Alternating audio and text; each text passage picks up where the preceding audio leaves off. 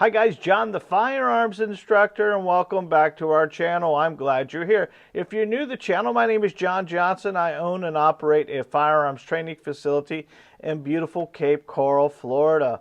If you're one of our subscribers, thank you very much from the bottom of my heart. I appreciate you still supporting us like you do. So today we're going to start a series called The Shot Doctor.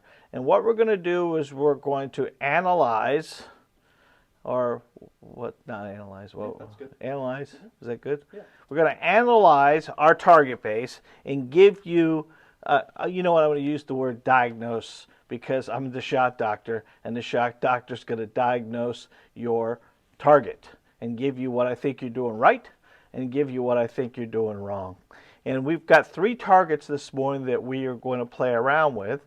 And I think what I want to do is, if this flies the way I think it's going to fly, I want you to send me some of your targets and let me help you identify what you're doing right and maybe help you improve to make sure that you get your target or shooting where exactly you're putting it. A lot of times it's the little small things that make you a better shooter. It isn't the big things. So let's start out with this one right here. And I'll have Johnny bring the camera a little closer, and I'm going to step out of frame.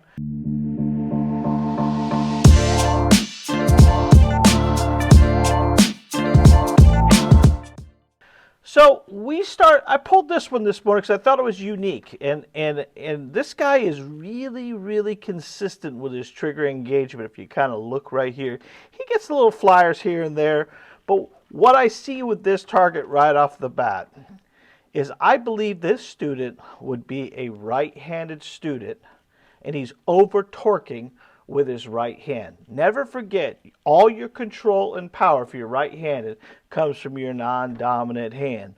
And this gentleman is pulling really hard, or squeezing really hard with his right hand, and causing majority of the shots to shoot to the right. This could be solved very easily by grabbing the gun with more control and more power with his non-dominant hand.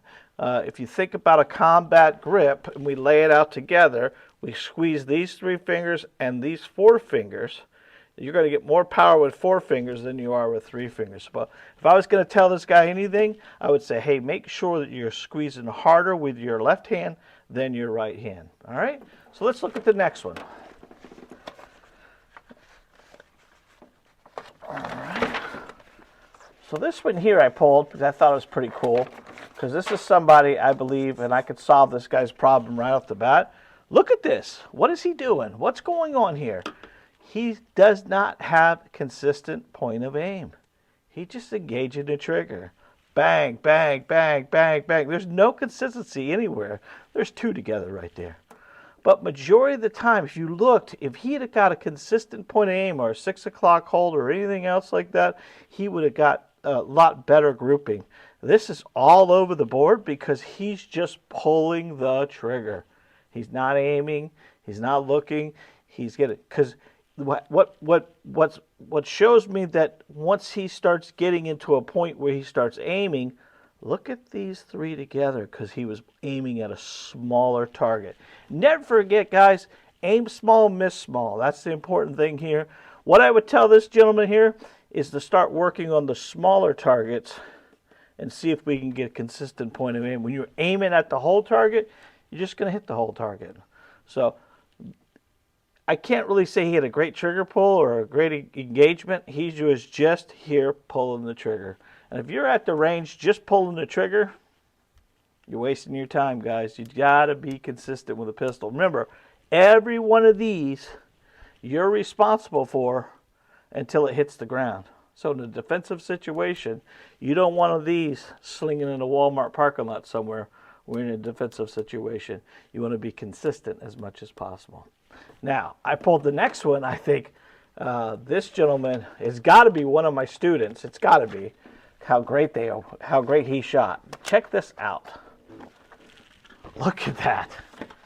Now this gentleman here, or lady, I keep saying gentleman, it could be a woman, I don't know. I don't know these targets. I just come in the morning and start cleaning up and I start seeing these.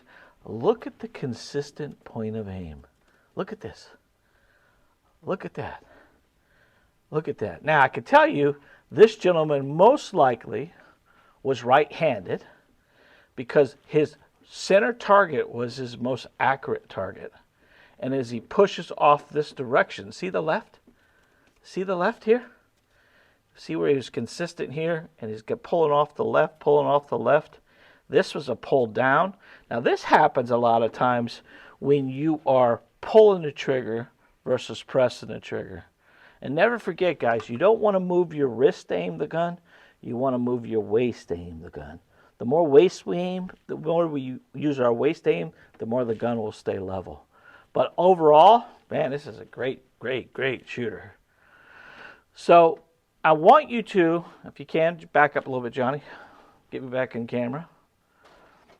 I want to try this. I want you guys to send me a few of your targets, if you can. And Johnny's going to put an email in our pinned comments, right? Yeah. We'll put an email in that you could send it to us. Take a small picture of it. Send it to us. We would love to show it on camera again and talk about what you're doing. If you don't want to do that, just keep watching. We're going to do more and more. You may learn from each one I do. Now, with this gentleman, all I would tell him more than anything else, and this is a tip for you guys too, is always try to aim in your line of sight. A lot of times when you start getting down here, right, you're going to start wanting to bend your wrist to get there. You never want to bend your wrist to get there. You want to get your waist to get. So I always consistently, when I do classes with students, we're always working on the top line or in your line of sight as best you can. All right, guys? I'm glad you're here. Thank you for watching this video. If you'd like to see more of these or you like what we do, don't forget to hit the like button, the subscribe button, and that bell icon. And every time we upload a video, you'll be the first to know. Until next time, guys, God bless, be safe, and remember, you are your first line of defense. I love you guys.